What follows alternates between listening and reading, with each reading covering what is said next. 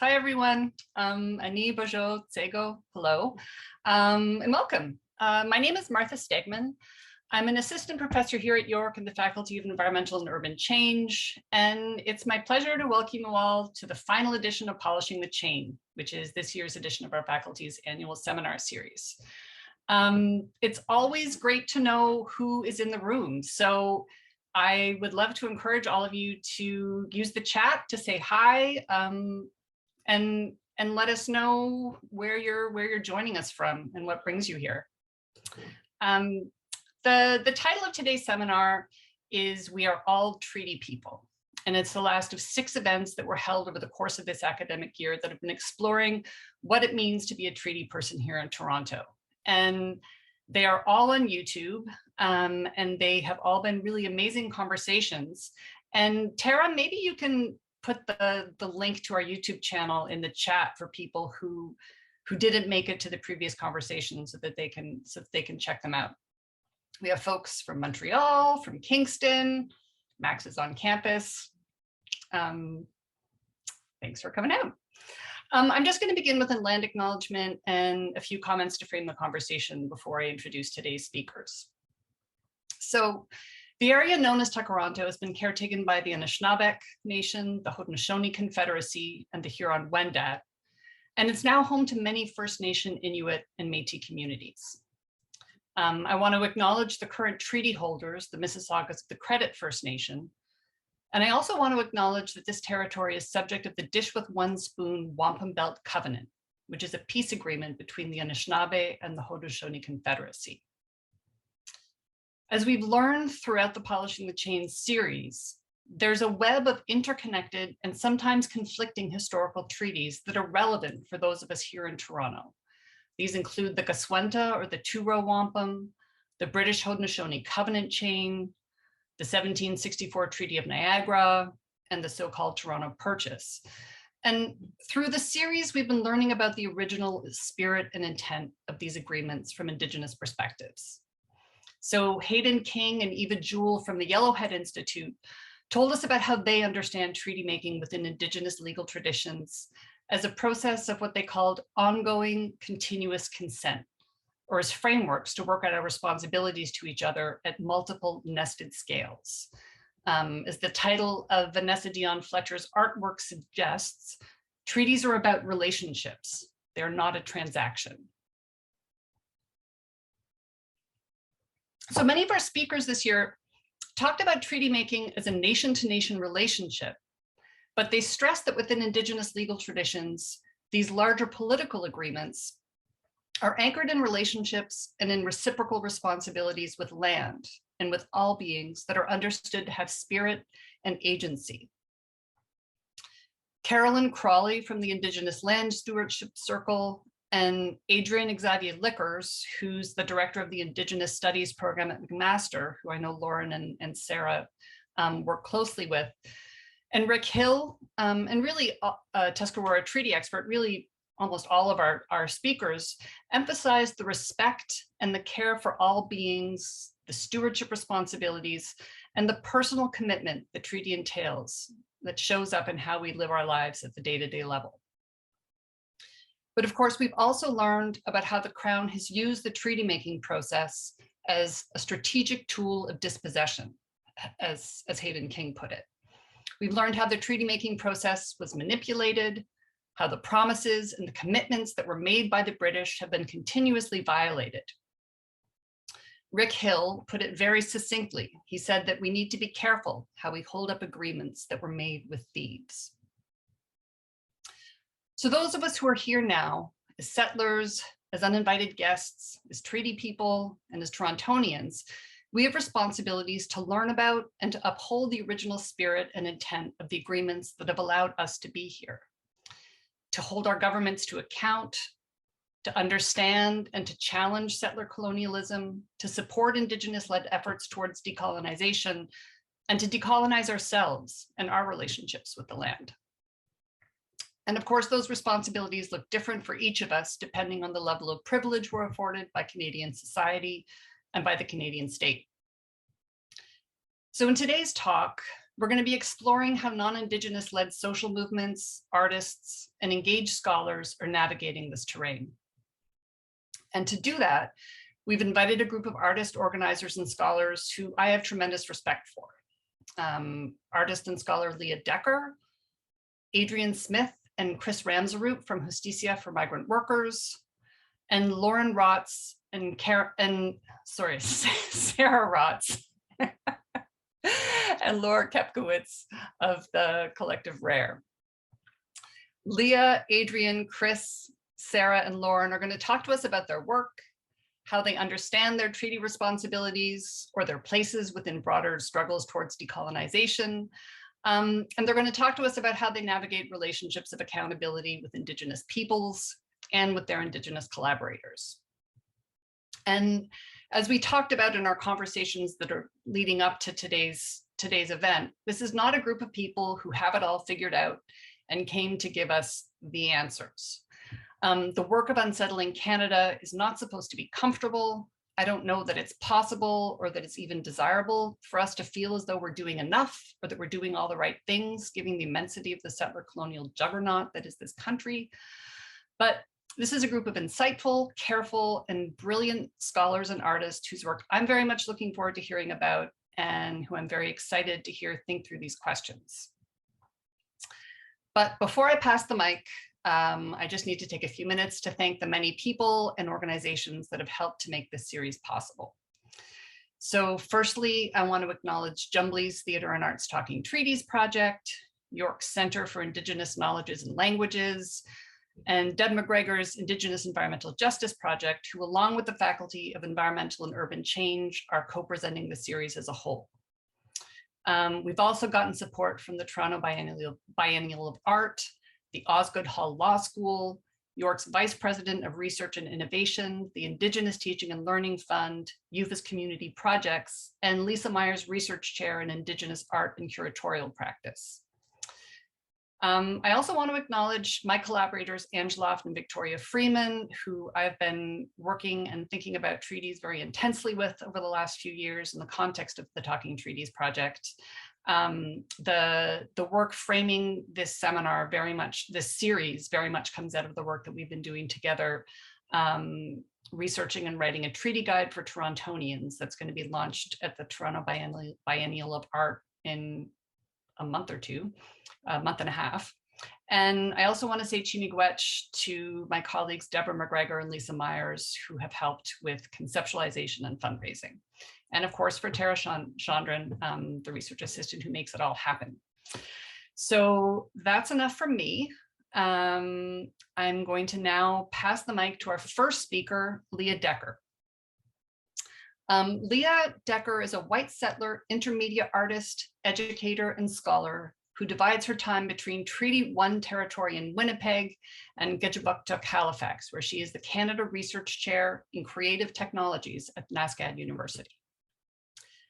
Leah holds a PhD in Cultural Studies from Queen's University and an MFA in New Media from Transart Institute, and was a Shirk postdoctoral fellow at York in 2019-20.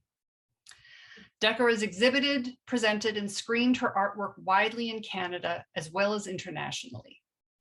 Her most recent writing has appeared in C Magazine, Qualitative Inquiry, and Performance Matters Journal, and the special issue of Public Journal that she co-edited with Carla Taunton that's called Beyond Unsettling, Methodologies for Decolonizing Futures, which was published in 2022. So please join me in welcoming Leah Decter. Hi, and thank you for that, Martha, and thank you all for being here, and Tara for the work you've done in putting this together, and again, Martha, for inviting me, and I should say too that I'm really looking forward to hearing my fellow panelists. I'm speaking to you from Kepkiewicz, Halifax, which is in Mi'kma'ki, the unceded territory of the Mi'kmaq people, and these lands are subject to the peace and friendship treaties that were originally signed by Mi'kmaq and Wolastoqiyik leaders in 1725. And I'd also like to acknowledge Treaty 1 territory, where I've lived and worked for a number of years, and I still go back and forth to. And this is the territory of Anishinaabe, Cree, Oji-Cree, Dene, Dakota, and Métis Nations. And Treaty 1 was negotiated and signed by the leaders of the Anishinaabe and Swampy Cree peoples of what's now known as Southern Manitoba, and that was 1871. And of course, Treaty 1, it was the first post-Confederation treaty. And as Martha said, you know, these treaties, as with others, were not not a transaction. They were not about surrendering land or sovereignty, and they were about intended to guide relationships between nations. And with that said, I do want to say that as I told Martha when she invited me to be on this panel, my work doesn't specifically address treaties or treaty relationships, or it doesn't do that in that language. But it does engage with the idea of being in spaces of Indigenous sovereignty and with the responsibilities of being in relation in these spaces, and particularly from my positionality. So I'm going to talk just a little bit about who I am, because as an artist, you know, my work has come from this place of understanding and reckoning who I am and what this means. So I'm Ashkenazi Jewish, and I identify as a white settler. My ancestors migrated from Romania, Ukraine, and Russia between the late 1800s. Oh, I should say, Tara, could you start the PowerPoint? And I'm not sure if I will be able to tell if it's on. Okay, great. Sorry about that. That should be up there. So yes, my ancestors migrated in the late 1800s and the first quarter of the 20th century, and they settled in Saskatchewan in Treaty 4 territory and Treaty 6 territory, and then also in Winnipeg in Treaty 1 territory. And I'm using this term settled very intentionally. And if you can go to the next slide. This is the ship's manifest from, or which was the official immigration document from my maternal grandfather, Aaron Gottesfeld, or who was later known as Ernie Field. And he was the last of my ancestors to arrive. And next slide. You can see on the upper left corner of the page is written the word settlers, and on other pages the manifest, the terms returning Canadians or tourists are also used. So this document is really an important kind of touchstone in my work, because it really implicates me in the colonial project of settlement, as indicated by that handwriting in the top corner. And, you know, when I say settlement here, we can think more accurately as understanding it as invasion, dispossession, and occupation that's ongoing. And identifying as a settler, particularly a white settler, in historical moment, is a way of placing myself in relation to the intersecting forces of settler colonialism and white supremacy that are at play in those conditions. And it's also a way of recognizing that I inherently benefit from both of those forces, regardless of my actions or my intentions. Next slide. And I'll just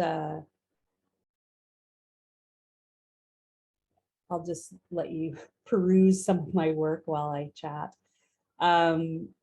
So for me, these reckonings come with responsibility to contribute to the disruption of existing power dynamics towards what we can understand as decolonial or non-colonial paradigms, and to do that in ways that are tied to and appropriate to my positionality and also my professional and other capacities. And I draw in part on Stolo scholar Dylan Robinson's work thinking of this responsibility as intergenerational responsibilities that stem from the position of being what Robinson refers to as an intergenerational perpetrator. And I'll just to circle quickly back, I use the term decolonial or decolonizing in a way that aligns with Maori scholar Linda Tuhiwai-Smith and others who frame decolonization as a comprehensive process of transformation that really requires the interruption of colonial power in all its forms, but without losing sight of core goals relating to, of course, Indigenous land rights and sovereignty, reparation, repatriation, etc.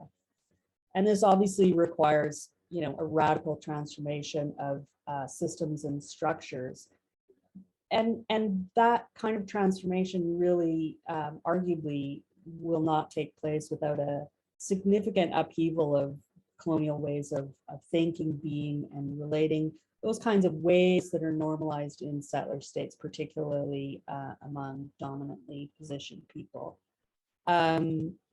And this is where I think artistic interventions can be particularly effective because of their capacity to, create counter narratives and reveal stories that have been overwritten and dislodge positions that are very entrenched and help to engender a kind of critical reflection, as well as offering models for alternative ways of being in relation.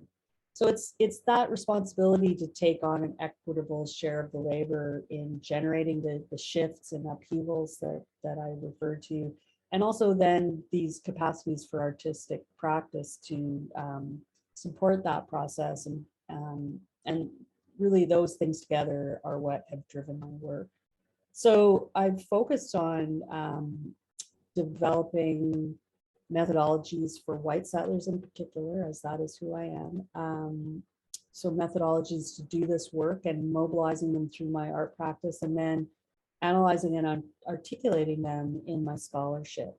And of course, I work with white settler methodologies, but this does not mean that my work occurs in a kind of white settler vacuum. The work I do is really grounded in the condition and ethics of being in relation. And as I've already alluded to, this means reckoning with the ways I am in relation or implicated in existing systems and structures and beliefs. It also means considering critically the way I'm in relation with the land, human and more than human communities, with knowledges, scholarship, with publics, institutions, colleagues. And it entails ensuring, or certainly trying to ensure, that I'm in relation with these entities in ways that are non-consumptive and non-extractive. Being in relation also signals the imperative of co-resistance. And, here I'm talking about co-resistance with Indigenous-led decolonial movements, BIPOC-led anti-racist movements, as well as with colleagues and communities, etc.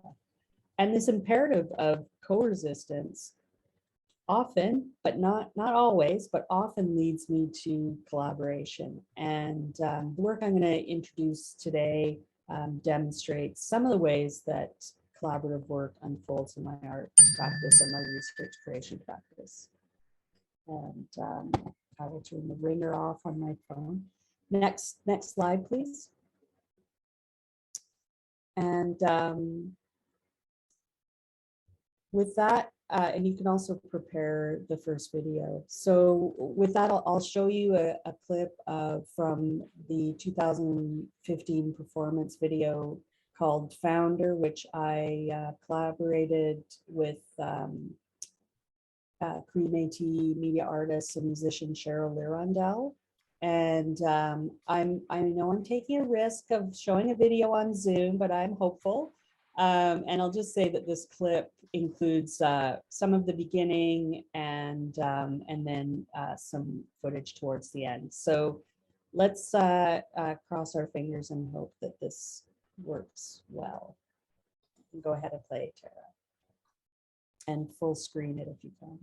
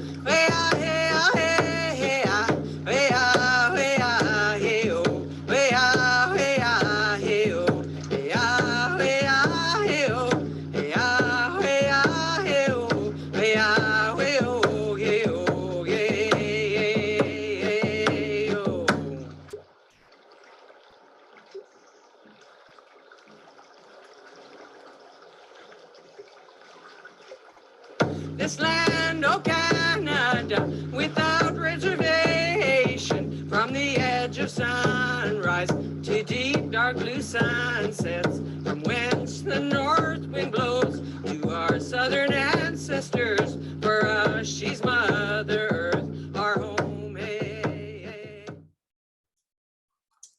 Okay, you can put the PowerPoint back up where it was.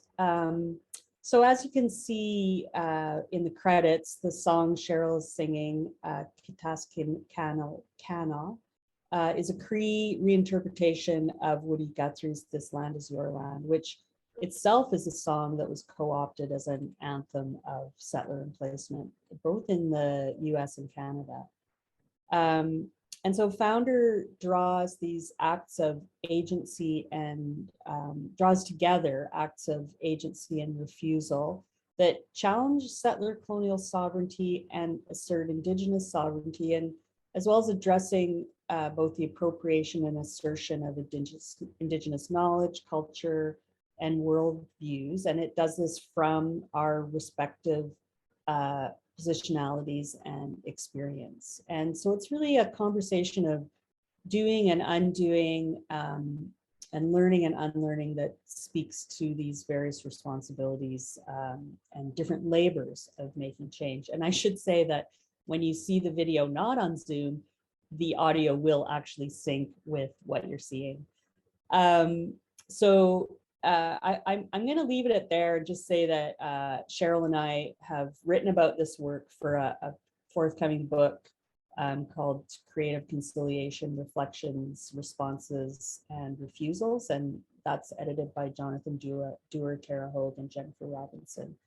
So more will be coming out about that probably this coming year. We can go to the next slide.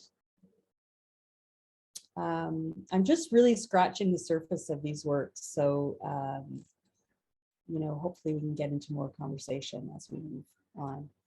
So similar to Founder and many of my works, this next project that I'm going to talk about intervenes in iconic forms of visual material culture that are markings of Canadianness. And this project works with maple syrup products and the maple leaf as the focus of the intervention. So, you know, we're familiar with maple syrup as this kind of iconic aspect of Canadiana that it really enmeshes the appropriation of Indigenous knowledge and technologies with a kind of settler emplacement that comes through connections to the land. And you can see examples of the product. We're probably all familiar with these kinds of displays at airports and other kind of tourist shops. And it's the maple sugar candy, which you can see in the image here, is most commonly produced in the form of a maple leaf. And that's what we're working with in this project. You can go to the next slide. So this project's called Uh-Oh Canada, and in it I invited 7 artists to join me in creating a kind of unsettled or unsettling set of maple sugar candies. And the artists are Siksika Blackfoot artist Adrian Stimson, mixed Black diaspora poet Cecily Nicholson, Anishinaabe artist Lisa Myers, Tahltan artist Peter Morin, Cheryl, who we just heard from previously, Métis artist David Garneau, white settler Canadian artist Michael Farman, and myself. And you can go to the next slide. So each artist designed one candy for the set. So rather than taking the form of the maple leaf, the candies reflect aspects of Indigenous resistance and knowledge, and facets of the colonial project, past and present. And they really convey stories missing from or misrepresented within Canada's preferred public imaginary or preferred memory. And you can see here the stacks of boxes, and the boxes are given away at public events and in public spaces. And so the packaging is designed that they initially kind of pass as a regular maple syrup product. And so it's kind of a process of discovery for those, and you can go to the next slide. For those receiving the candies, first there's this packaging that kind of passes, and then it becomes clear because of the clear box that these aren't maybe your everyday maple sugar candies. And then under the candies, presumably once you have eaten them, you find a catalog that provides further context. And you can go to the next slide. These are the individual, so one of the things that's in the catalog are the statements from the artists.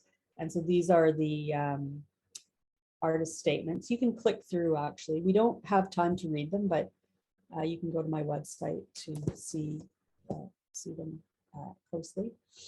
And this is where, you know, we really dig into the sort of meat or candy of the project. So it was launched in 2016 on Canada Day at Parliament Hill in Ottawa, and we gave away over 300 boxes to the people who were celebrating. had some really interesting conversations. And since then, they've circulated, to my knowledge, as far as Chile, Ireland, and Australia. And I continue to expand on this project, and I've recently created a kind of pilot version of an interactive web platform that houses 3D digital versions of the candies that are interactive, of the original 8. And I have other plans for expanding the project in different ways, including bringing more artists in. And so I just, I think of O Canada as inserting counter narratives into these mainstream and often celebratory public spaces, as well as, and very importantly, the body itself, by eating the candies. And in doing this, it really questions how we learn and considers, how we may learn and unlearn in other ways. So it aims in some fashion to do some of this work in shifting ways of thinking, and shifting beliefs and knowledges towards decolonial possibilities. And you can shift to the next slide. So the last work I'm going to touch on continues that thread of learning and unlearning, and returns to this idea of being an Indigenous sovereignty that's embedded in Founder and many of my other works. And when I talk about this notion of being an Indigenous sovereignty, I want to acknowledge settler Australian scholar Fiona Nicol, who points out that white Australians are living in Indigenous sovereignty, whether or not they or their governments recognize that fact. And the same can be said here in Canada. And so this phrase, being an Indigenous sovereignty, comes from her. So In Care Of is one of my current projects, and it's very much in process.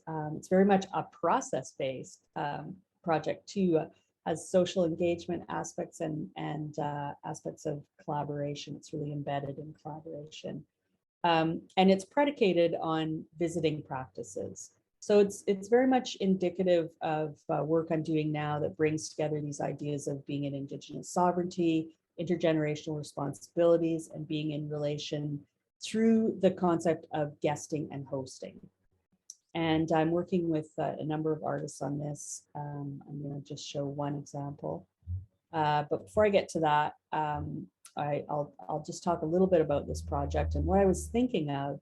One of the things that I was thinking about in relation to this project is Call to Action 45.1, which appeals for, and I'll quote, the repudiation of concepts used to justify European, and here I read Canadian, sovereignty over Indigenous lands.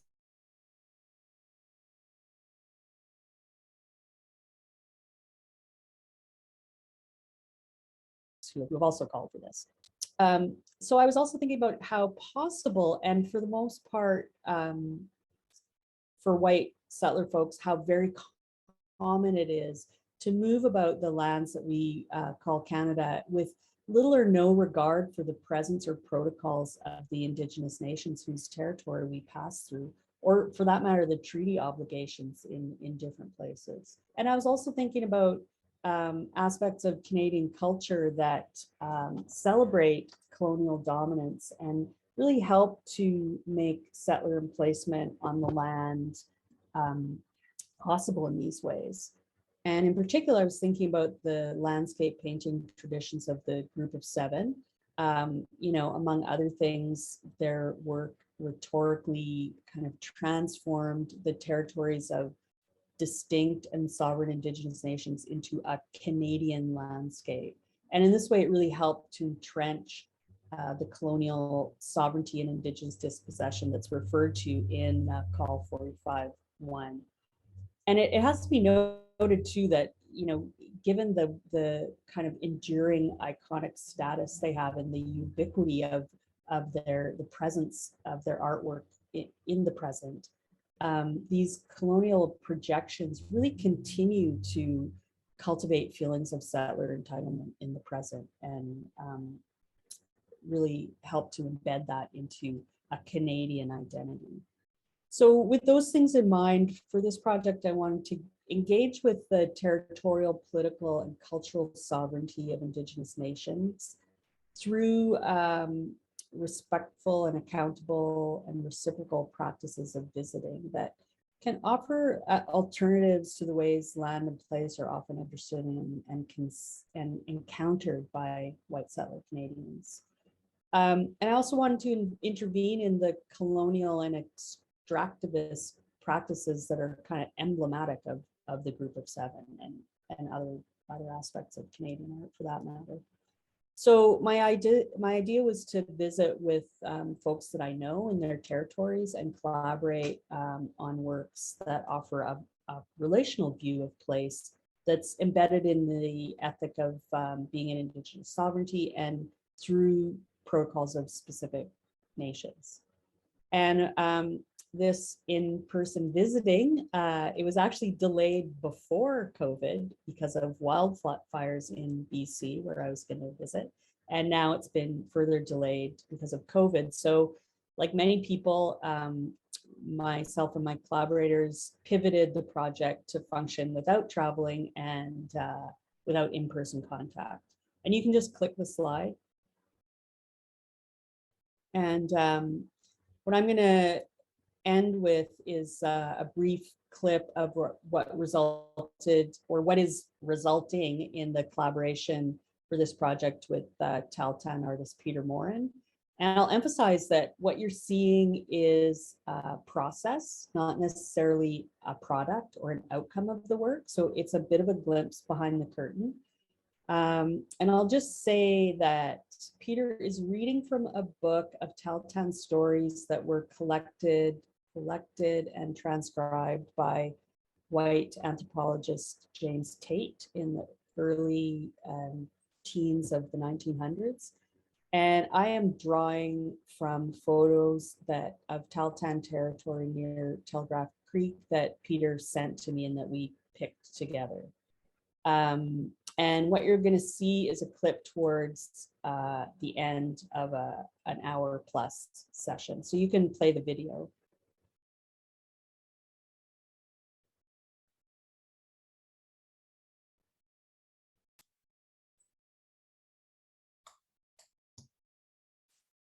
When they talk loud to the people, they noticed that the fire crackled, and hissed. The eldest brother said, "There's something wrong with us." They asked the people for food, but they paid no attention. The brothers said, "Let us leave." They found a trail which they followed and reached a large village of dead people. But the brothers did not know that these people were dead, for they appeared natural in every way. They recognized there were some people they had known and who had died. The eldest brother said, "We are dead, for we have found the place where these people are." They talked with them, and the latter heard them and answered them quite readily. The eldest brother said, "We can only converse with ghosts. Certainly we are dead." The village where these people lived was on the same level with the earth. The people inhabiting it were, for the most part, those whose bodies had been left on the ground unburied. They saw another trail leading underground. They followed it some little distance and then returned. The eldest brother said, "Let us visit our people again." They had 4 married sisters, and the eldest brother proposed that they should enter them. The eldest one entered the body of the eldest sister, and the youngest that of the youngest. The sisters became pregnant, for the souls of the brothers had entered them. In due course, and all on the same day, the sisters gave birth to 4 boys. The eldest brother was born first. The boys grew fast and soon were able to talk. They told the people, now we have come back. Why did you not answer us when we came back from our trip? The people said to them, "You were drowned." The boys knew all the people and could call them all by name. They knew the women who were their wives and spoke to them kindly. After a time, they said, "We're going to leave you soon. We're going to explore the trail we saw leading underground to the spirit land. Burn us when we die." They told the people all about the place they had visited, what the ghosts did, and whom they saw there. Whom is also a very interesting word. Eh? Whom.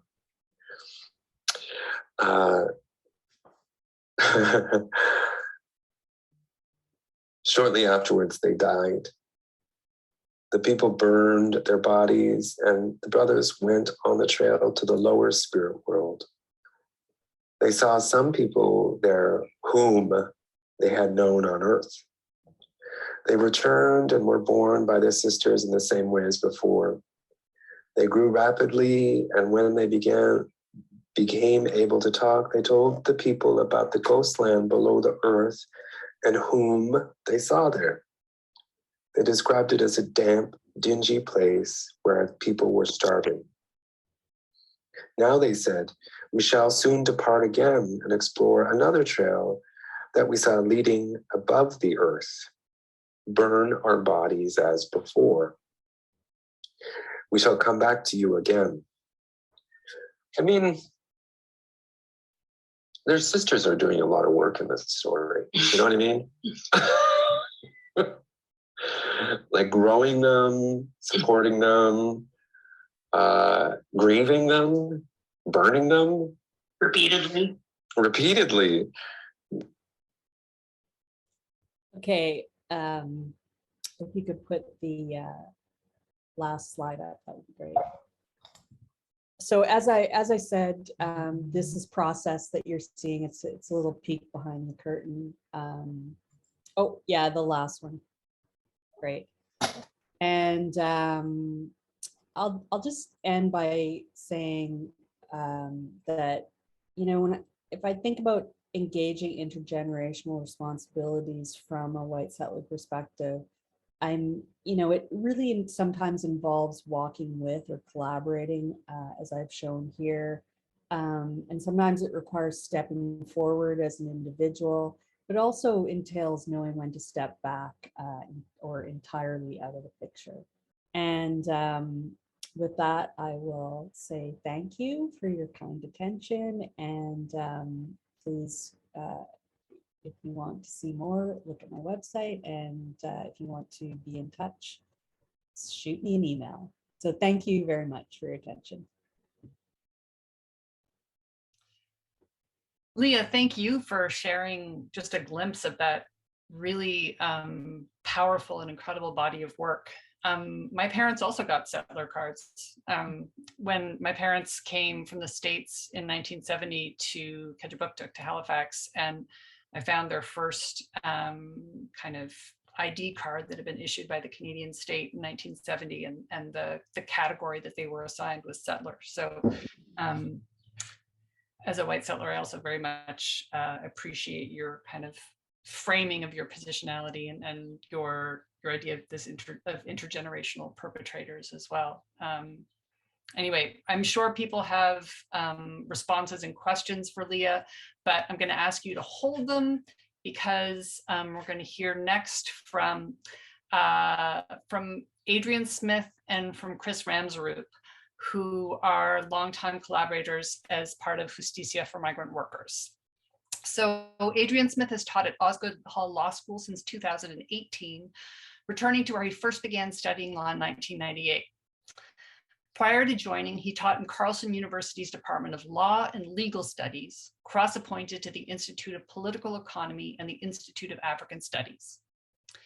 He recently completed a 3-year term as academic director of Parkdale Community Legal Services, teaching the intensive seminar in poverty law.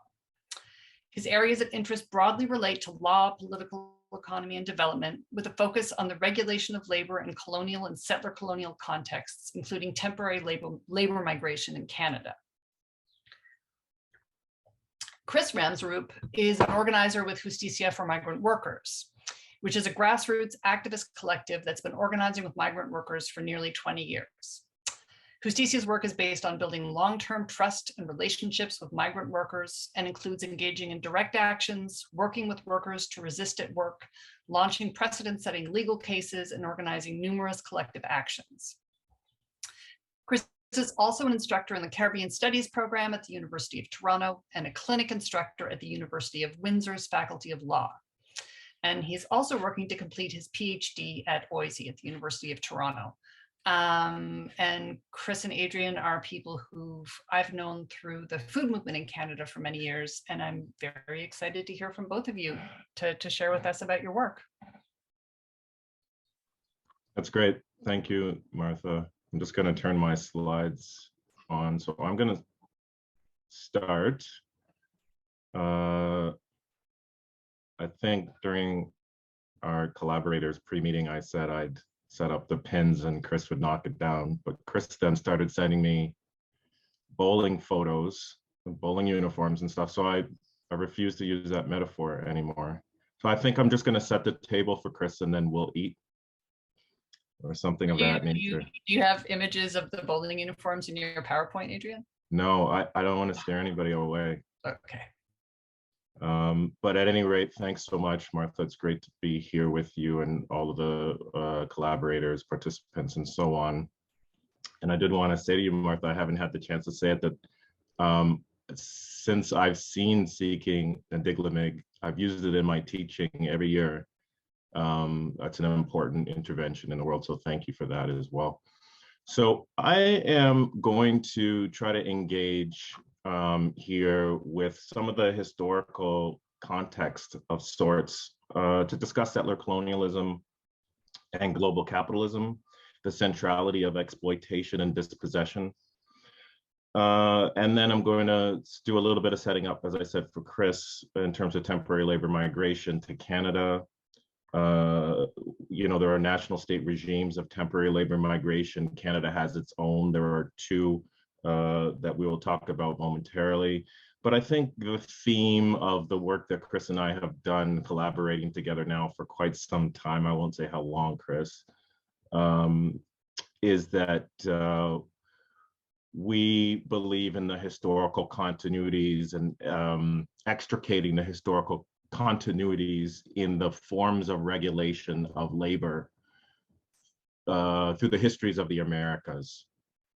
And we often talk about the fact that there are these continuities that others ignore, and they're racialized continuities as well. And so this slide to me says it all.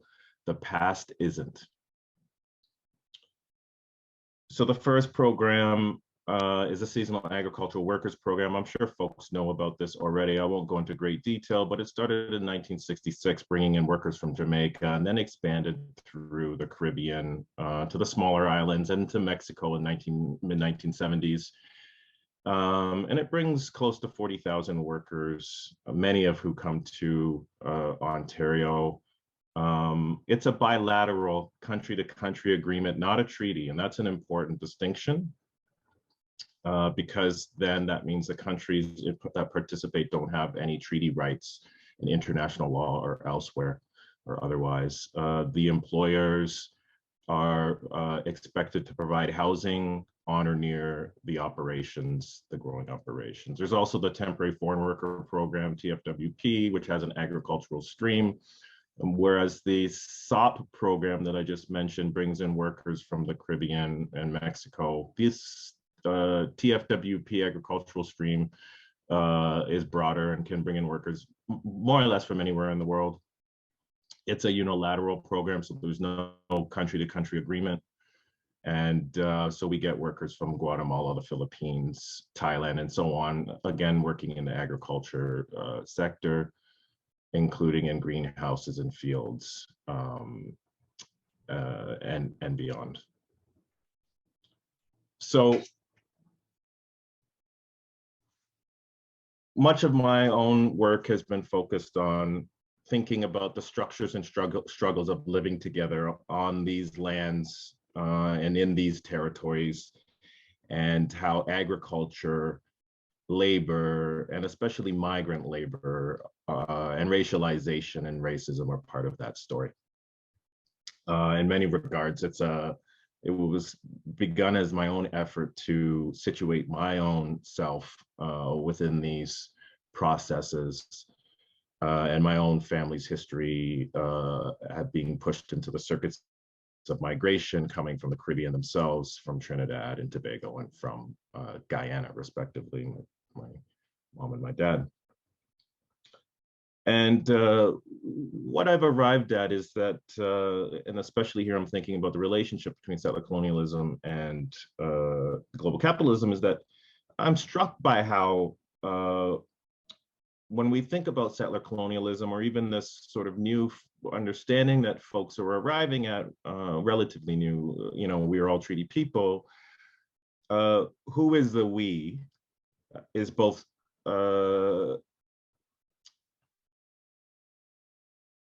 structurally speaking, stubbornly persistent, yet shifting. Who is the we shifts because we're in a world in motion. There's movement and migration, of course. And so we have folks that have tried to capture that, including Hannah Arendt, who talks about the freedom of movement and it being the sort of prototypical gesture of being free. Freedom of movement is sort of the precondition for people's actions in the world. And on some level, I want to push and challenge that idea. And I don't want to challenge it by saying that motion or movement is not important, but actually by saying that the concept of freedom of movement itself is what we could call enclosed. It's contained. And we need to see that there's something else outside of freedom of movement. And that something else is essential to our critiques of settler colonialism and to global capitalism.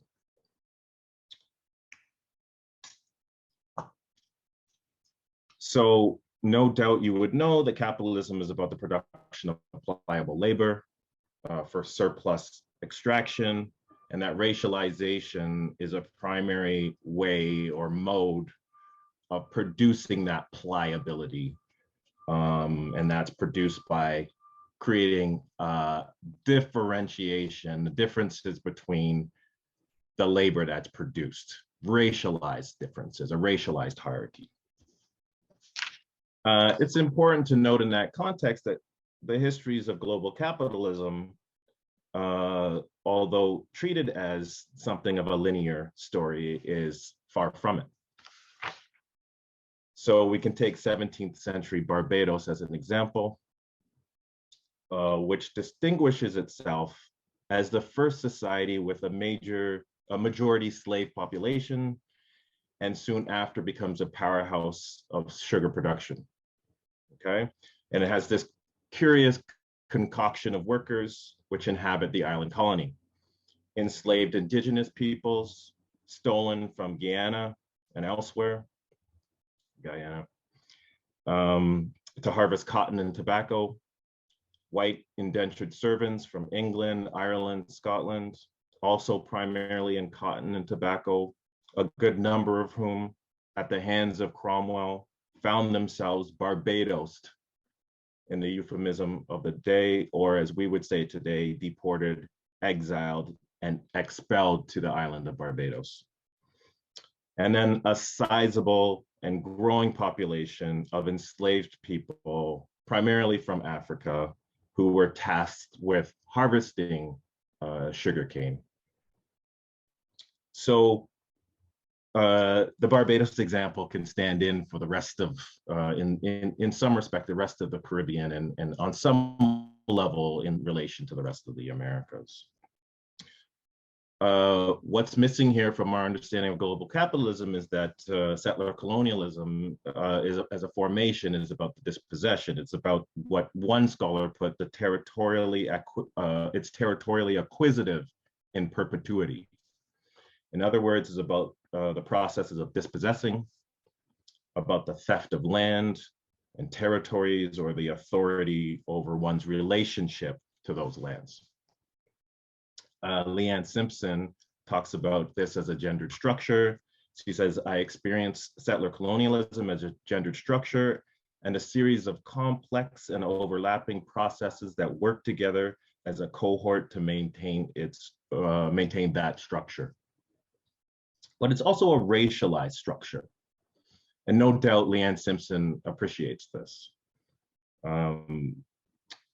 There's been something of a theoretical swing of late in critical understandings away from the idea that racism emerged out of capitalism to the idea now that capitalism emerged out of racism. And of course, this is marked by folks that are talking about racial capitalism, or as I talk about, racialized capitalism. Some of that lineage, no doubt, extends to Cedric Robinson's work from 1983, Black Marxism. And irrespective of how we see things, it's important now to appreciate that the entire regime of production and social reproduction of global capitalism is a racialized production. So rather than imposing a sort of a dichotomy between gendered and racialized formulations, we need a more dynamic one in which the elements of class, racialization, gender, and so on persist all at once, as Hermione Banerjee would say, or has said. So in this then,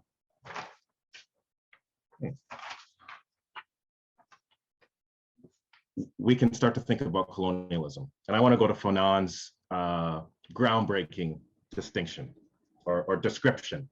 Okay, so the colonial world in the anti-colonial inferno of Fanon's intervention marks the socio-spatial encounter between the settler and the native, right? It's a world cut in two, as Fanon says, a system of compartments.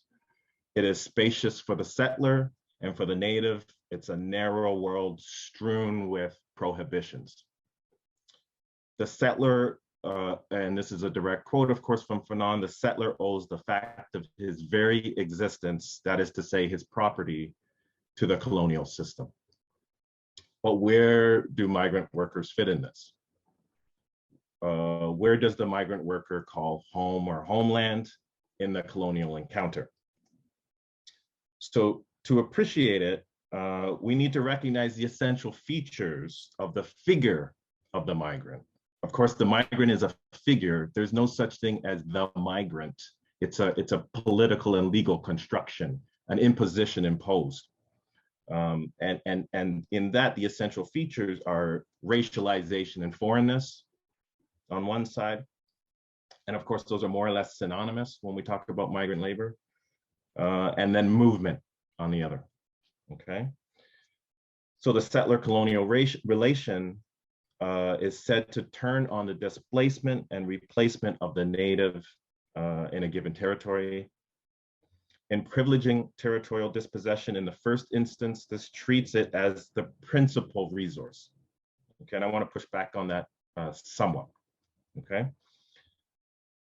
Because then certain accounts, while acknowledging that it's the principal resource, then turn around and summon the work, summon work and labor through something like a rear guard account, through the back door as such. Okay, noting almost immediately how dispossession requires, and I'm quoting here, physical power and the supporting infrastructure of the state. We could call that work and labor. So we have the historical and ongoing work of displacement and dispossession of Indigenous peoples and territory occurring not solely through settlers and their progeny, but also through the deployment of racialized unfree migrant labor. This produces a rather strange juxtaposition, right? Of the foreign other, the racialized unfree migrant laborer or labor, and the so-called indigenous other, okay? Here we see that in the structural relationship of settler colonial Canada, the migrant other and indigenous other are linked through the undertaking, and now I'm thinking about temporary labor migration and agriculture. They are linked through the undertaking of agricultural work in service of settler capitalist accumulation.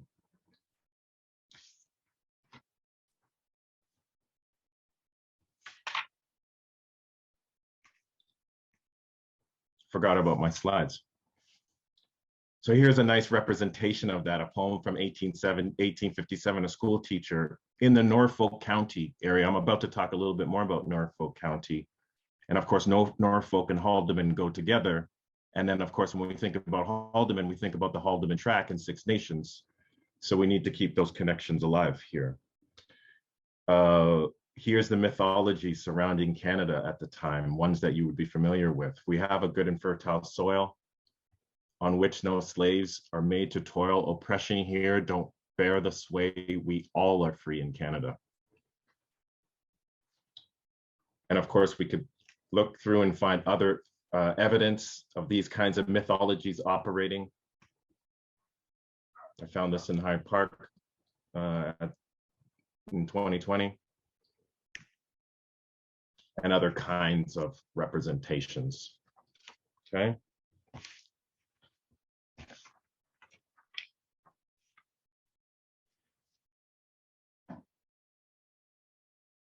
So we have a sense then that migrant labor, migrant farm labor is used to undercut the very existence, the survival of Indigenous peoples and communities. But surely there's a great deal left out of this story. And I want to pick up on some of that with a little bit of the time that I have left. And I'll try to do so relatively quickly. Because if we leave the story at that, if we are to merely take the migrant as a structural impediment to ending settler colonialism, this would miss out on the lived existence of Black migration, I want to call it, on what we might refer to as the racialization of movement across space and time within the development of global capitalism, okay? This would effectively miss out on violence perpetuated across Black laboring bodies within the afterlife of slavery, as Saidiya Hartman points out. So we need to dig a little bit deeper. And I might have had this in slightly wrong order, so I apologize for that. And I want to take you to Norfolk for a couple of quick examples. In late 2011, there was a potato grower who sought to turn an abandoned schoolhouse into housing for migrant workers. And so in doing so, it invoked the processes, the need for a zoning bylaw amendment, which allowed then for public consultation. And so we heard from locals about their feelings about turning the schoolhouse into housing for migrant workers. Here's one intervention that that was produced, pardon me. It has nothing to do with the race of these men. They could be white or green with purple spots. That many men housed in that manner, away from their families, is asking for trouble.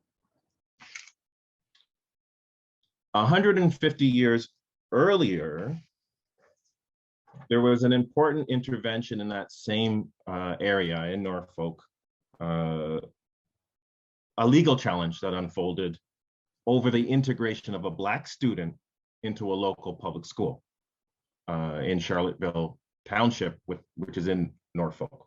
So a local farmer, George Washington, challenged the shifting of school district boundaries, appealed to Egerton Ryerson, who said, sorry, I can't help you. You should go to court. And George Washington, on behalf of his son Solomon, did in fact, was successful in court, but couldn't afford to pay the court fees. And I should say George Washington was a pretty well-to-do farmer, is our understanding, and then lost the farm because he couldn't, in fact, pay those fees. And as a result, became a laborer about 100 or so kilometers away, according to Rachel Zeller's important recent work. So we can see examples here of the life of a Black farmer being undercut in these conditions, just as we saw in 2011. So that was 1857, 1850s, just as we saw in 2011. with migrant workers and their housing being undercut, and therefore their existence in the community being undercut. I'm seeing I'm running out of time here, so I'd like to try to push forward a little bit to leave some space here for Chris to do his thing. So much more to say, but I want to just leave you with two sorts of interventions here. And I think what we should see is that important to the idea here is not just a freedom of movement, but what Fred Moten calls fugitive movement, or what CLR James called spontaneity, creative human activity. That creative human activity, that fugitive movement, is movement that is autonomous. It can't be enclosed or contained, in the sense that we should read Fanon as being not just someone who describes colonialism, but someone who prescribes an understanding of resistance to colonialism as one that should never be enclosed or contained. And so with that, I'd like to leave you with the understanding that then there is something beyond freedom of movement. We could call it fugitive movement, we could call it spontaneity. We should see it as autonomous movement and can never be contained. And that needs to be central to our struggles. Given the amount of time I've used, I'd like to stop there, and I'll pick up on the rest in the discussions. Thanks for your attention.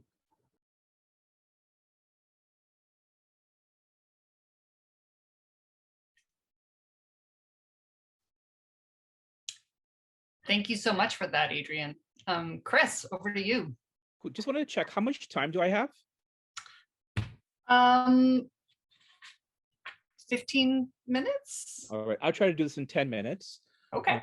So I will leave some stuff to the Q&A area. I just want to respond briefly. We had a conversation about maple syrup in the previous presentation. I want to take up some points with respect to maple syrup during the Q&A area. It's really important, actually. It's an important connection between migrant labor and what your important work is. And Adrian doesn't know this, but I am planning to get bowling outfits for the rest of Justicia. So that's up at our upcoming meeting. So I'll try to be as quick as possible here. So, and it's, I think that Adrian did lay an incredible foundation for what I want to try to discuss. Not as I guess sophisticated and impressive as what he's done, but let me try to add a few additional points to what he's saying. So thank you for providing the space today to share some of my initial thoughts. A few years ago at the Food Secure Canada conference, there was an exchange regarding the role of migrant labor here in Canada. Someone rose to speak strongly against the presence of migrant workers from the global south working here. The reasons provided were stealing jobs from Canadians, taking away the opportunities from Indigenous communities, and basically overall decreasing decreasing labor in Canada. Irrespective of what I said regarding the structural issues that lead to migration of migrant workers to here in Canada, it had no effect. And I suspect that many people held the same beliefs and notions that with respect to the arrival of temporary foreign workers. There are questions regarding the role of land and property and the role of Canada as a settler state, whereby we need to engage in critiques with respect to the role of the nation state and its ongoing genocide of Indigenous communities. However, simultaneously, we need to ensure that our analysis does not condemn or attack migrants, and that our focus is on structures, not peoples. Additionally, our critique should not solely focus on the parameters within the nation state, but also need to interrogate Canada's role as an imperial and colonial actor whose multinational operations are perpetuating genocide, not only within our own borders, but across the global south as well. Whether it's Canadian corporations and the poisoning of land and water, such as the Omai mines in Guyana, where in 1995, 4.2 million cubic meters of cyanide-containing slurry escaped after a dam broke. This accident, of course, has had irreparable damage to the Essequibo rivers in Guyana, or the role of Canadian gold companies such as IM Gold and other mining companies in Suriname, and how it has negatively impacted the communities such as the Saramacca, which are a maroon community in Suriname. Finally, the role of the Cabo luxury golf development in St. Lucia that is currently threatening Indigenous grave sites that have existed untouched for over 1,000 years. Canada's role in genocide exists the world over. Returning to migrant workers here in Canada, as many know, migrants employed in agriculture, whether through formal arrangements such as the TFW program, are from Indigenous communities that have been ravaged by war, wealth extraction, and displacement. How do their voices become centered in these discussions, and that we address the structural issues that lead towards migration rather than demonize migrant communities? This would centrally position the role of Canada's food system and its agricultural imperial wing, whose power and influence is leading to communities across the global south not being able to feed themselves. In the Caribbean, for example, once nations that were food reliant are now food dependent on imports from the global north, a process that imperils the Caribbean and other regions on global dependence for food from the north. I'm also very cognizant of the role that Canada's agriculture has played in the displacement and theft of Indigenous lands, and that is something that we need to further discuss both here and abroad. I am also thinking about what areas of solidarity exist between Indigenous communities and migrant laborers. What aspects of solidarity within the nation state as well as globally exist? Thinking through some of our most recent interventions regarding the DNA sweep, and some of you may or may not know what the hell I'm talking about. In 2013, there was a DNA sweep near Tillsonburg, Ontario, as a result of a sexual assault. A general description of a suspect was provided. 96 migrant farm workers from the Caribbean were asked to provide their DNA. On one farm where the majority of workers were employed, the boss made it clear that any worker who did not provide their DNA would not be able to return to work the following year. The Ontario Provincial Police, the police force that conducted this review, promised the workers that their DNA would be destroyed. It's important to note that irrespective of what these workers look like, they were all considered suspect. Before even interviewing the workers, they collected their DNA.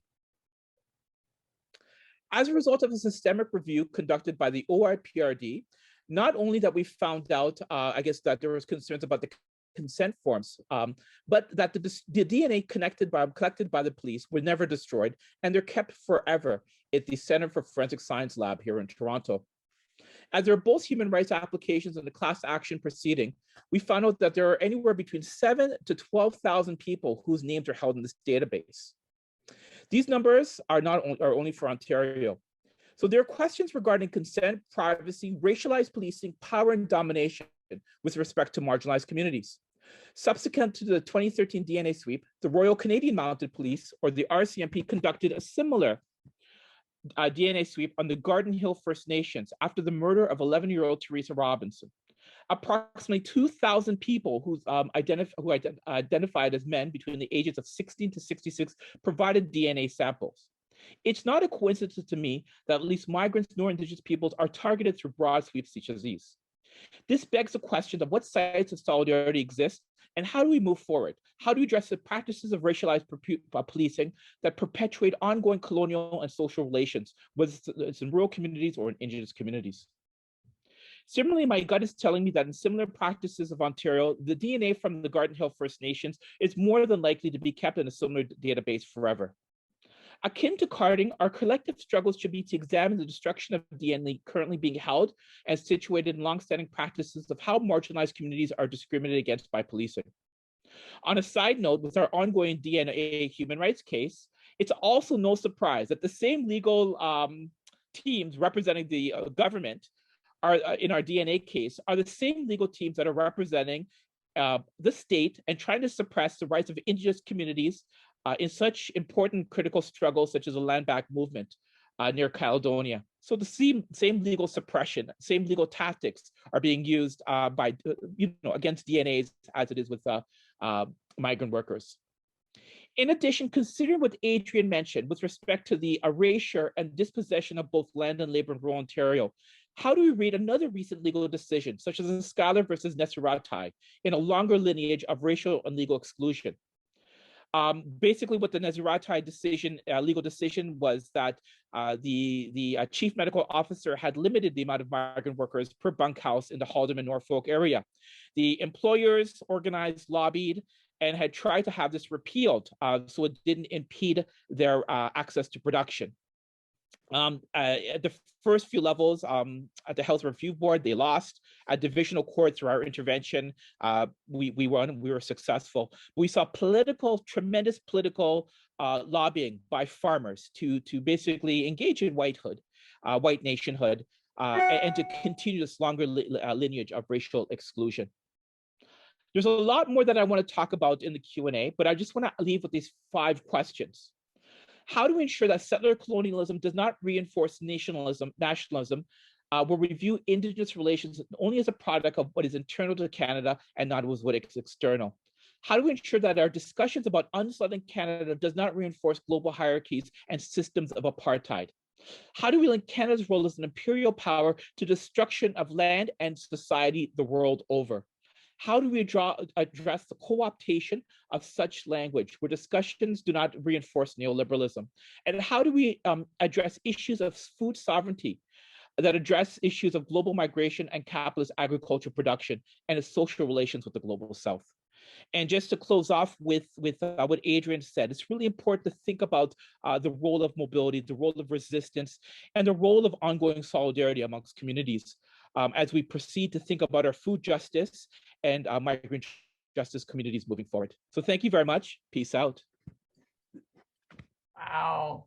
Wow. Thank you so much, Adrian and Chris, for that incredibly lucid breakdown of settler colonialism in Canada, its relationship with global capitalism and processes of gendered and racialized oppression, and the way that pits migrant workers and Indigenous people against each other in some cases, but also creates perhaps interesting grounds for solidarity as well.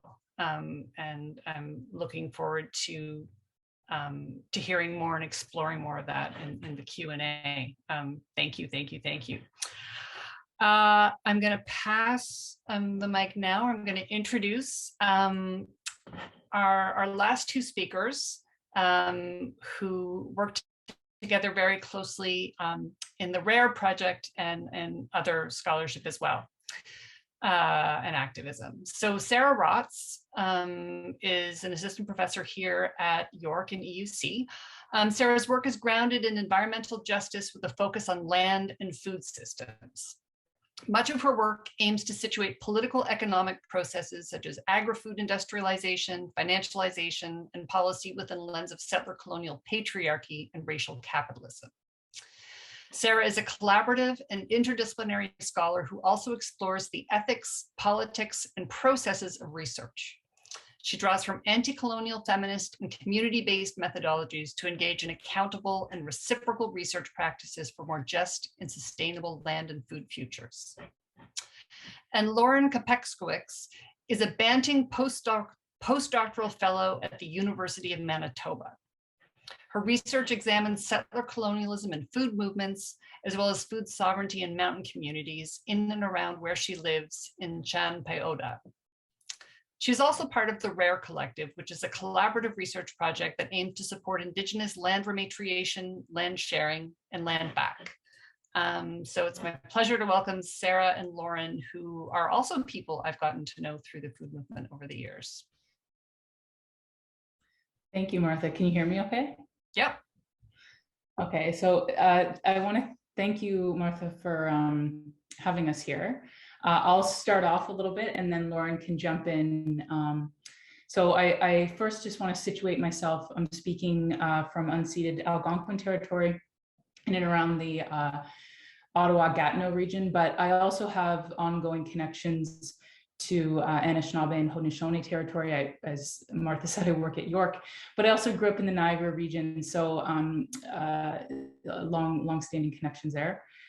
And I'm a white settler, and my ancestors are Acadian on my mom's side. So going back, ancestors from France who colonized the eastern coast of Canada, PEI specifically, going back to what I've been able to investigate as much as I can to the 1600s. And then I also have Austrian, English, and Irish ancestry arriving around 3 generations back. So And I also want to echo Martha's point earlier. Thank you for not having figured it out. So I'm gonna just talk a little bit about some of my research and the ways in which some of that research and my activism as well has sort of helped to situate some of the processes that that Lauren and I are both grounded in through the R.A.I.R project and working through right now. And I also want to say that Adrian and Chris also gave an excellent analysis of the food systems and its foundations of settler colonialism and oppression. So I just want to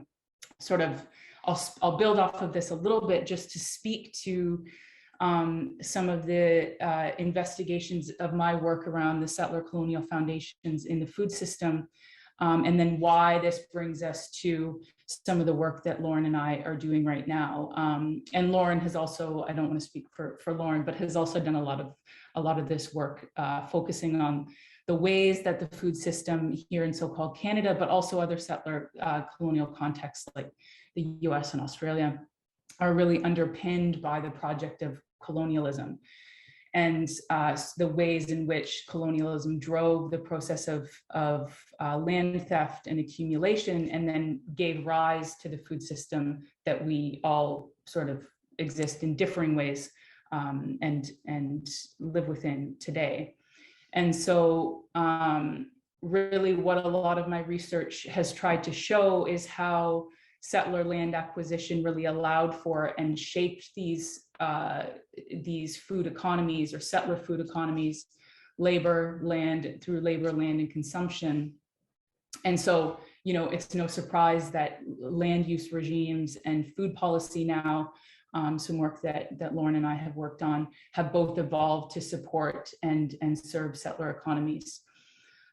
In my research, in my PhD research, I actually worked with white settler farmers, or interviewed settler farmers specifically. And what became really clear to me, and I think Adrian really spoke to this, is that the material, the physical, the territorial, the land-based interests of farmers and the industry have been really to sort of maintain that resource control, maintain and grow settler enterprises, going back to the late 18 and early 1900s, over food growing. And now we're seeing you know, exponential levels in corporate concentration, and that's creating sort of new economic tensions in inequities, which a lot of people are focusing on in food policy, these economic inequities. But I think we always need to sort of go back to the colonial and racial hierarchies that are at its root. And we can't really lose sight of that in the midst of these economic inequities. And so, you know, in my research, what I really found were the sort of consistent narratives of supremacy and territoriality when speaking of themselves as farmers, in relation to Indigenous communities, and to I also asked a lot about migrant farm workers. And so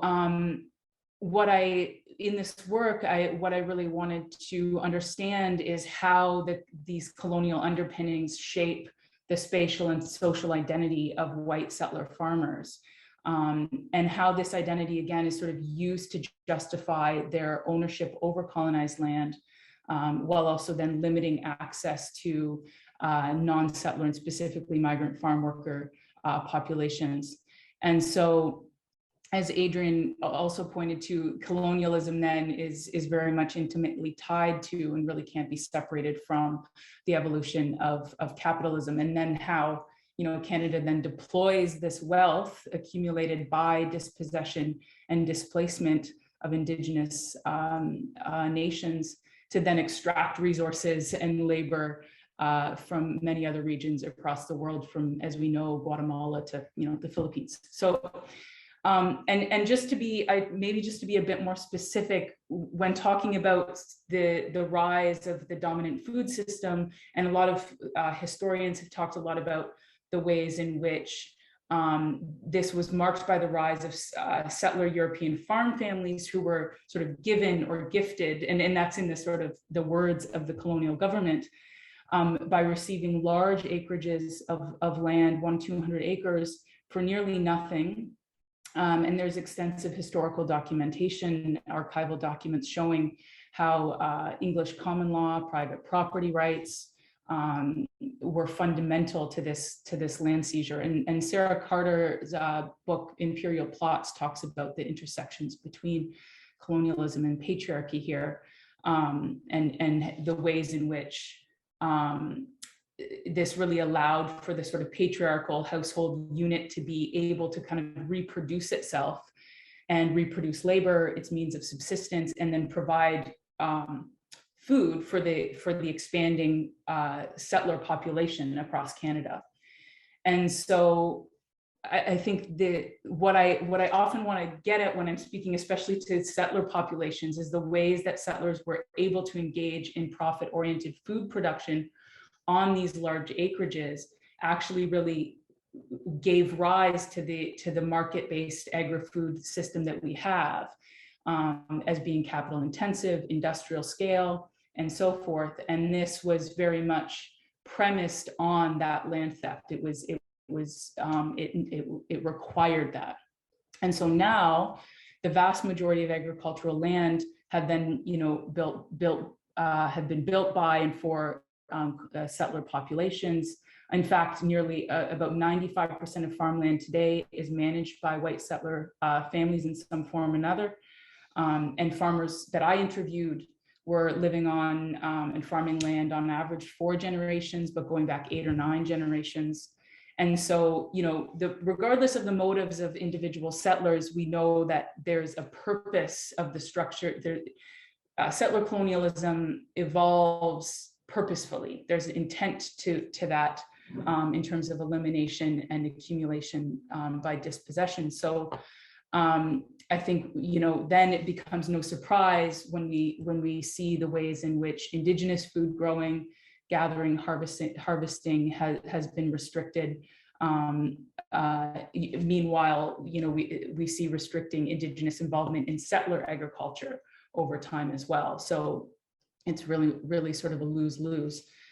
And then one thing I think that I try to clarify in my work as well for other white settlers is the way that this idea of the family farm that's so often referred to very romantically and unproblematically when we look at Ontario across Canada, is that it emerged as the engine of Canadian agricultural production because it unilaterally seized land rights and food growing and gathering access from Indigenous nations and people, and then redistributed those rights.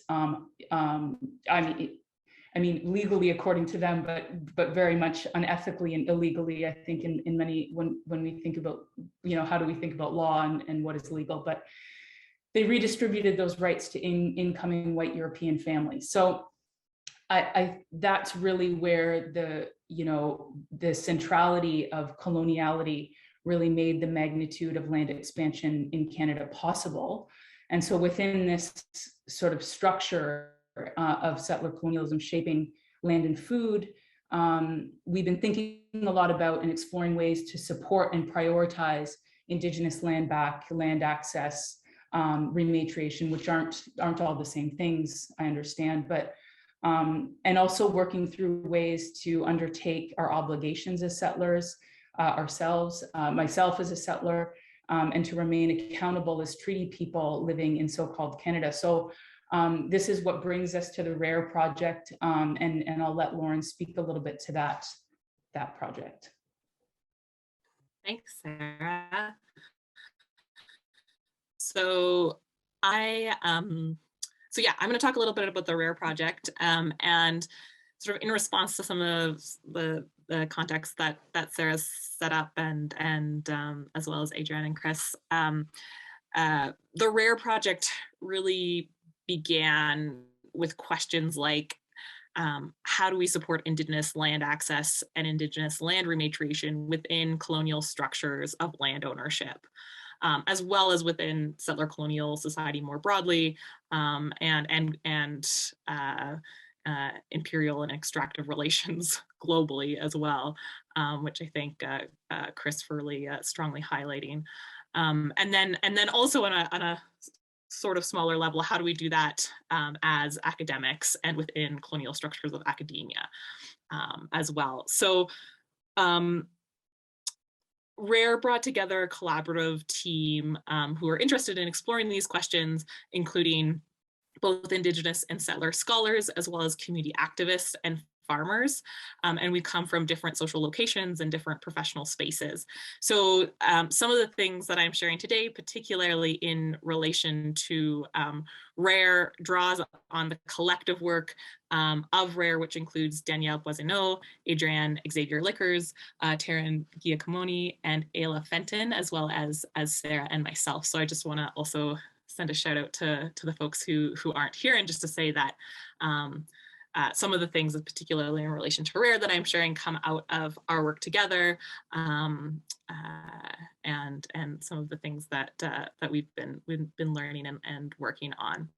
So the core aim of the R.A.I.R project is to find ways to center Indigenous women and Two-Spirit peoples, as well as to use the resources of our project. We've got a SSHRC Insight Development Grant, as well as a few other resources to support Indigenous activism relating to land and food.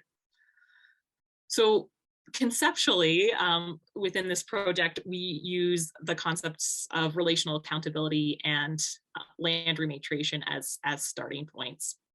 And we see relational accountability as a really key concept. We draw on the work of Dr. Palani Kanahele and many other critical Indigenous scholars. And the idea of, or the use of relational accountability, I think really highlights the interdependence and interconnections of all things, including within and throughout the research process, as well as beyond that as well. And some of our members of the collective have suggested that research based in relational accountability might look like field work rather than field work, and that the emotional and personal aspects of research are really at the heart of research, but also of like relationship building and solidarity building and movement building, and resistance as well. So relational accountability, I think, also highlights the responsibilities that I, as myself, as a white settler person, and as a researcher, have to all of those around me, human and non-human entities, those who have come before and those who have come after. And this really builds on and draws on the work of Indigenous scholars such as Margaret Kovac and Sean Wilson, who've articulated, research as relationship. And so this is sort of some of the key foundations of the R.A.I.R project. And then we also use land rematriation to really signal and root our relationships to one another with the land, and in matrilineal knowledges, actions, and experiences. And we see rematriation as a way to respond to ongoing settler colonialism, and also like violent harms done to the earth and Indigenous nations. And so, conceptually, that's sort of where the project comes from, but also, like we grapple a lot with, like how do we actually do this on the ground? I obviously don't have an answer. Again, what Martha said at the beginning, I'm not an expert in this, but I will take a little bit of an opportunity to talk about how the collective as a whole tries to sort of put some of these concepts of relational accountability in particular into our daily lives, and how we use that within our project. So, obviously COVID has been really disruptive. The project was originally sort of based on in-person gatherings centered around collective dialogue, movement building, and collective work on the land. We also began this project before COVID, very much doing a lot of in-person meetings, eating nachos, and getting to know each other that way. and like everybody, you know, had to pivot. But I have to say that one of the things that I think COVID has pointed out within this project, as well as beyond, is to really like the importance of those small acts of relationship building that are perhaps easy to overlook, and sometimes, you know, I find myself maybe dismissive of, and that is everything from, you know, making space for those moments of laughter, whether those are over Zoom, as well as making space for being honest about our capacity to do the work that we're doing and to support folks when they need time away from this work as well. And that rest and that support is also part of this work and part of solidarity and relationship building. We also, throughout the project, have really committed to, you know, self-reflexivity and ongoing learning, especially white settler folks such as myself. And we try to make sure that, like, I guess I should just speak for myself, but I try to make sure that I'm coming to this work showing up in a good way, and that I have done some of the work of understanding my positionality and my relationship to broader structures of settler colonialism, capitalism, patriarchy, white supremacy, and that I don't put that responsibility of doing that work on my Indigenous friends and colleagues within the collective and beyond. Of course, I am always learning. And so part of this, I think, really, you know, for me includes, you know, learning from on the ground work, learning from relationships, but also includes, you know, reading, citing, and crediting the work of Indigenous scholars and activists. And then on a more material level, the collective really aims to transfer financial resources that we have and that our project has access to Indigenous and settler folks who are doing the work of land rematriation and solidarity building on the ground. So I'm not actually that used to doing like the more like sort of like positive aspects of the background, and I'm actually going to pass it back to Sarah to talk a little bit more about some of the like institutional constraints and sort of the specific academic context that we work within. Yeah, I actually first want to mention, well, one of the biggest issues so far, and I think there's probably a lot of academics here that have probably experienced this for a longer period of time than we have in this project. But I want to talk a little bit about the way that institutions really constrain collaborative and community-centered work. And actually, Martha, your paper, when you talk about in your paper around institutional research ethics, you talk about being able to do research in a good way, oftentimes despite, not because of institutional protocols and structures. And I often find in a lot of my experiences with institutional grants, ethics, it's really hard to be able to work with those systems and in those systems, and also be able to do our work in a grounded and community-centered way. And so one of the things we've been asking along the way is, how do we make this relational work that, as Lauren said, is often based, it has been for a long time very much centered on trust building together, theory building, not just analysis, but how do we actually make decisions about the work that we're doing together in a good way, especially when folks are at really different points in their lives, in their careers. A lot of folks are they're not all academics. Some are single parents. Some are different kinds of academic and non-academic positions. And so how do we support one another, and how do we do this work together, and again make it sort of legible to funders and academic institutions whose timelines and their expectations are very much rooted in quantification, codification, measurability, outcomes, and things like that. And I got to say that even like the more progressive, the work that I've done with SSHRC and CIHR, I've seen a lot of nods to supporting community-centered work, and maybe they are in the coming years, but there's still a lot of restrictions that are related to grant administration.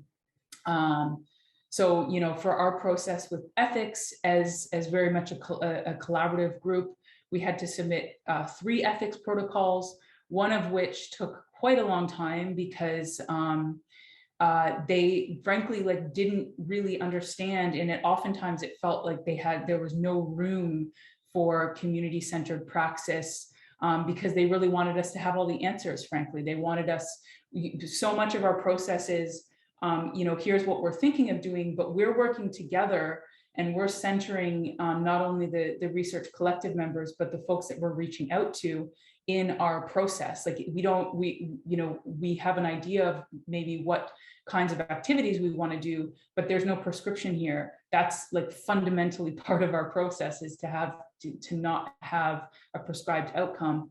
And that made it really, there's very little room for that co-creative practice, both at the sort of ethics level and at the grant level. So that sort of iterative process I found really difficult to write through in an ethics protocol. And then, I think there's clear limitations about who gets paid, who gets credit in a grant. I'm sure many others have experienced this before, but when, for instance, we tried to switch a collaborator to a co-investigator because they were doing a lot of work on the project, and we were unable to do that because they didn't hold the proper academic positions. And so they, that qualified them for this role.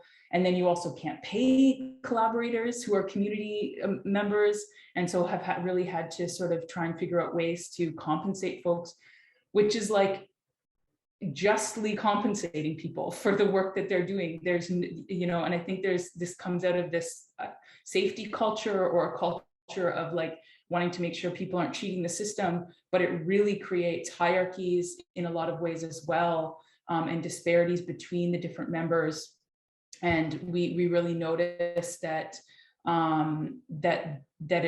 it tried to formalize hierarchies between our groups that we were trying to resist.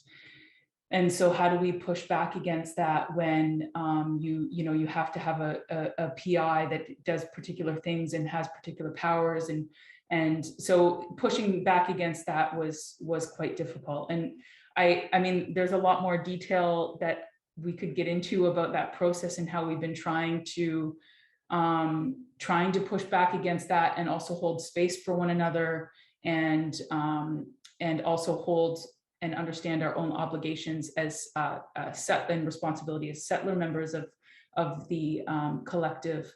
But I also realize it's 2:15, and so I don't want to take up too much time here. But we can respond to some of those specifics around process and what we've been, the ways in which we've been trying to do that field work together in a good way, and then also actually trying to get material work done as well, but not doing it in a way that could potentially be harmful, frankly.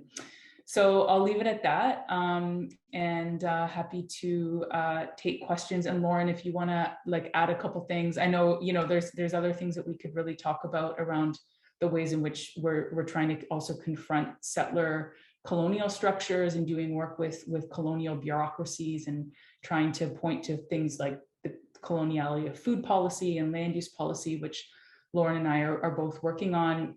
But so we're, it's something that we're trying to do together, or, at the same time is push back against colonial structures and also support Indigenous land back and repatriation. Okay. Yeah. Thank you so much for that, Sarah and Lauren. Hearing you talk, I'm remembering working with as part of the People's Food Policy Project, and Dawn Morrison's constant interventions in that process, where she was constantly slowing the group down and reminding us that process was important. And there was always this tension between needing to get the work done and Dawn reminding us about process and integrity, and how it kind of came to the realization that the process was the work. So so it's interesting to hear you talk about your process in that light as well. So we have 15 minutes, but maybe we can take a little bit more depending on how the conversation goes. Before we open it to the audience for questions, first off, I just want to draw everyone's attention to the chat where Chris has laid out his 5 bowling pins, his questions for us as a group. But I also want to ask Chris, Adrian, Sarah, Lauren, Leah, if you all have questions for each other or responses to each other's interventions. They could involve maple syrup or not. Thanks. I would really like to hear that. Yeah, so it's really, really important. I'm just going to read the, so one of the things for us to think about maple syrup, it is also it's a large export product. So I want to talk just briefly, this is from statistical overview of the Canadian maple industry. And then I want to talk about what's happened during COVID with respect to the maple syrup industry. So I'm just going to read page 2. And just in case if people don't know much about it, I definitely about a year ago didn't know. So the Canadian maple syrup industry accounts for approximately 75% of the world's maple syrup production, with 92% of the Canadian production originating from Quebec. Due to favorable weather conditions, Canadian maple producers harvested 14.3 million gallons of maple syrup in 2020, surpassing the 2019 record of 13.2 million gallons produced by 8.3%. This increase produced results in total assets of 558.5 million in 2020, up from 7.9% from the year earlier. Maple products accounted for 6.4% of all Canadian horticultural farm cash receipts. Canada is the world's largest exporter of maple products in terms of value and volume, with exports valued at 550 million in 2020, up almost 20% from 2019. Quebec accounted for 96.4% of Canadian maple products and exports in 2020. 68 countries around the world. United States with, 59%, nearly 60% goes to the United States, 9.8% to Germany, 6% to the United Kingdom, 5.2% to Australia, and 4.8% to Japan, and 4% to France. Now, I'm doing this a bit backwards. The reason why maple syrup has so interested me over the last year is during the height of COVID, many of you have become familiar with the plight of migrant farm workers during COVID and the widespread, the thousands of workers who've been sick. Unfortunately, many have died, both here in the home country as a result of COVID. And, one would expect, and I think we're all a critical bunch here. I think we know differently. But what happened in 2020 at Christmas holiday time, of course, in December, when nobody knew, of course, that Canada decided to expand the commodity list to the seasoned agriculture worker program. What I'm referring to here is the industries that are permitted to the seasoned agriculture worker program to bring migrant labor. And the maple syrup industry was one of these added features in 2020. So we see here during the pandemic, the export commodity increasing, and also to strengthen Canada's role globally is through the expansion of the SOP agreement to include temporary foreign workers in the industry. And I believe particularly to appease the Quebec agricultural class employers.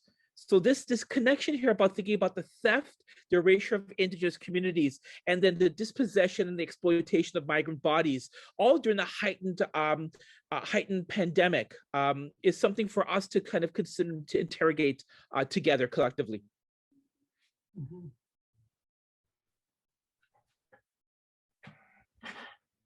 Thanks for that, Chris. Thanks for that, Chris. I appreciate that's something that I wasn't aware of and would love to follow up on. I also just wanted to mention too, I've been doing some research on the Ontario Ministry of Food and Agriculture and some of their approaches to Indigenous relations.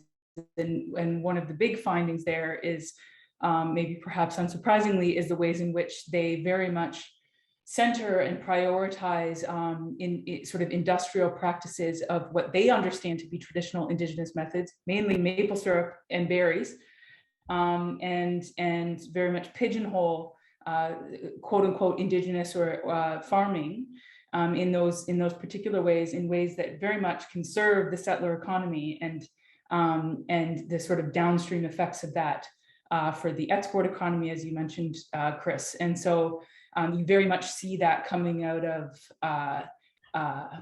government policy and government practice and grant programming over and over again. So you see how it gets translated as well, or how it gets sort of reproduced. Mhm, mhm. Yeah. And I just wanted to add to that. I think, you know, part of my research has also been thinking about how, you know, it's easy to talk about sort of like the broad corporate food system as participating in and structuring relations in particular ways and upholding structures of oppression. And some of my research also talks about how that happens within like settler food movements and progressive spaces as well, or so-called progressive spaces, particularly white settler spaces and white settler food movement spaces.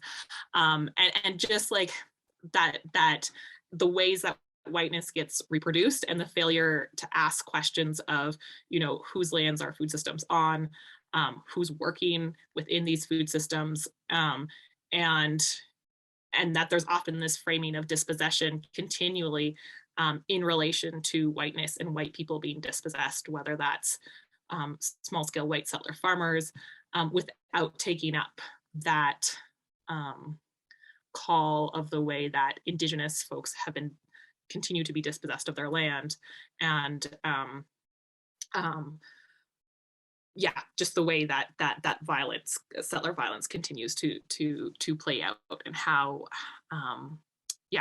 how we check that in order to and challenge those tendencies in order to show up in better ways as a white settler person. Thanks for that, Lauren. Maybe I'll open the floor now to questions from the audience, and you can either raise your hand with the reaction button, or you can put questions in the chat as well. If anyone has any questions or comments.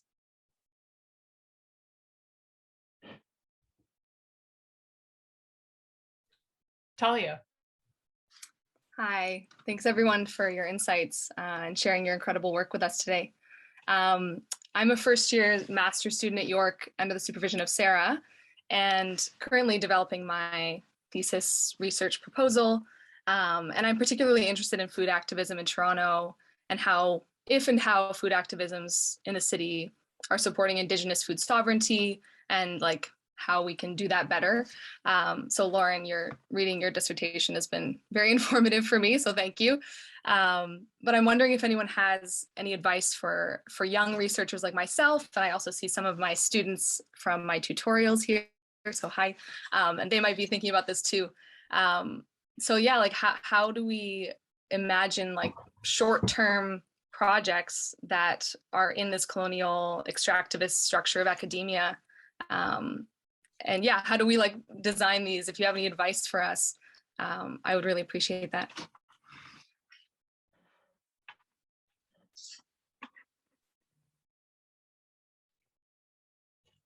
I'm going to take a stab at that one. And I think the only comment that I would have is that it's very, very, I think very, very hard to do grounded relational work in a short-term way. And that in my experience, the only way that makes sense is if it's part of a larger arc, and if it's seen as kind of an opening step in a longer term process.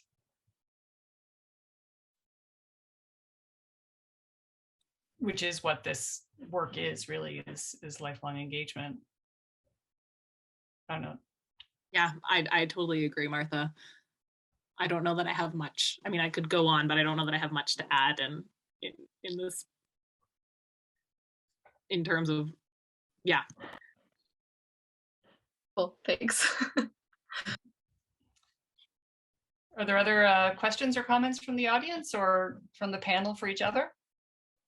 I just wanted to respond a little bit to that for a second, just thinking about the tensions of land access in urban spaces as well, and thinking about food and medicine. And I also wanted to bring up, because we're talking about food, because, you know, we're talking about food so much, I was thinking about and especially in relation to maple syrup, just thinking about it in terms of medicine, and also the way that maple water, like for Anishinaabe people, maple water is the seasonal medicine that is really important, and then that there's ceremony around it. There's so much, like it's a kind of, it has a cultural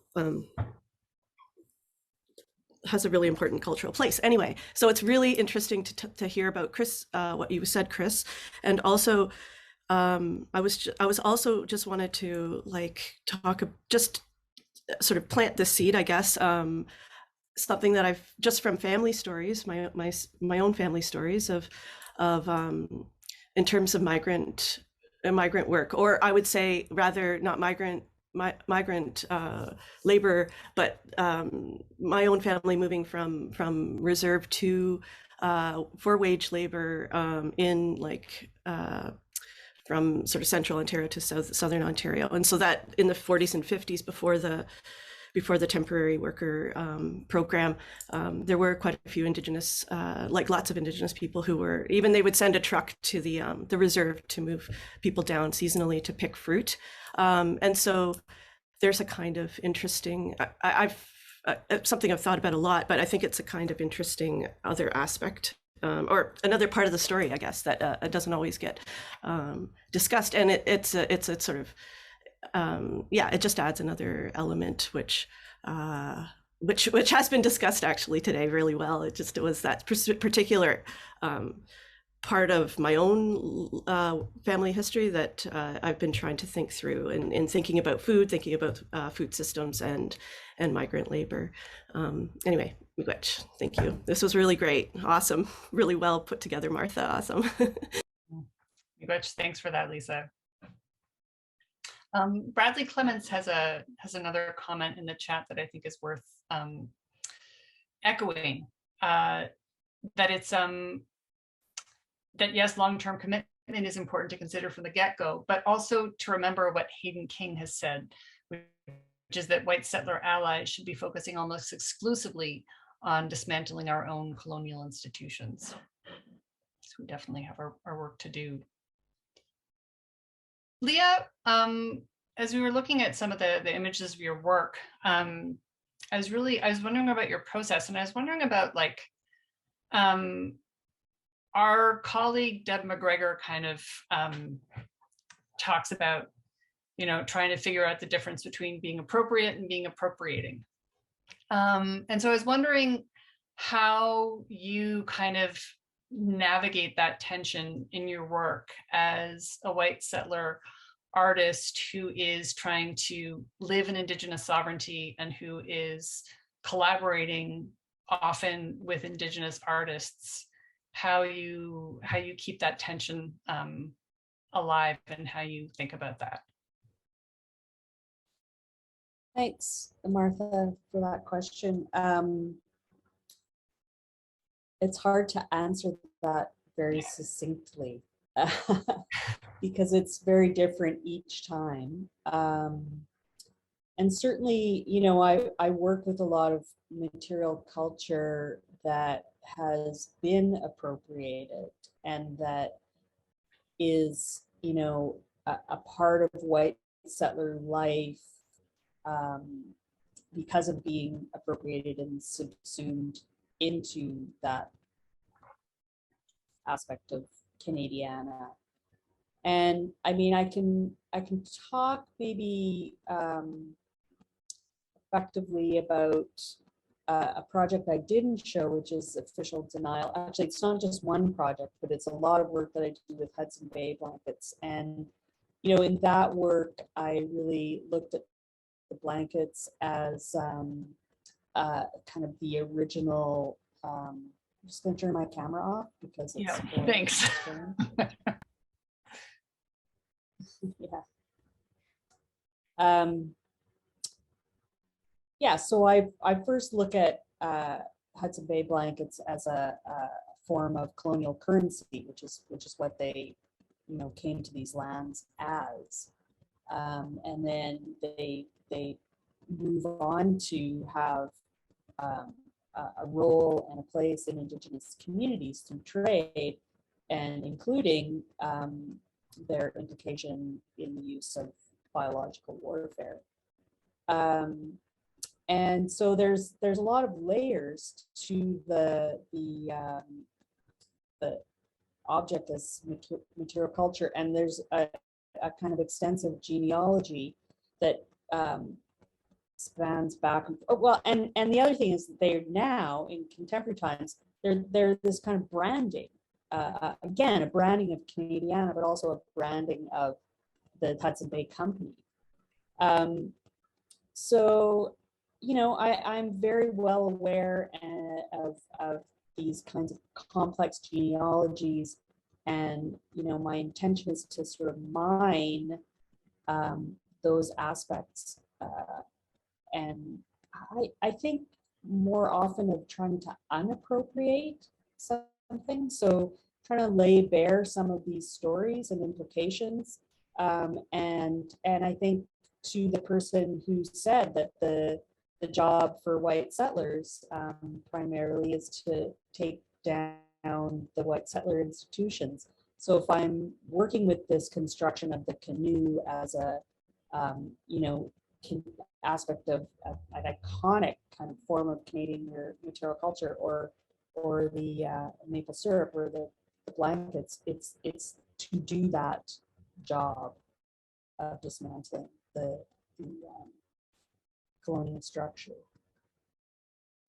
It's, and I make very careful decisions when, depending on what kind of object or material culture I'm working with. And I do make decisions to do and not do things based on that object and who I'm working with and what context. And, sometimes I fly very close to the line, and as people are saying, it's not always comfortable, and it's not always right. I try to inform myself really well and talk to people as well. I don't know if that answered the question. Oh, it did. That was fantastic. Thank you so much, Leah. We've gone over time, and I want to be respectful of people's time. So we're gonna close now. I want to say a huge thank you to Lauren and Sarah and Chris and Adrian and Leah for being with us today, for sharing your insights and your important work, and to all of you for spending these 2 hours with us as well.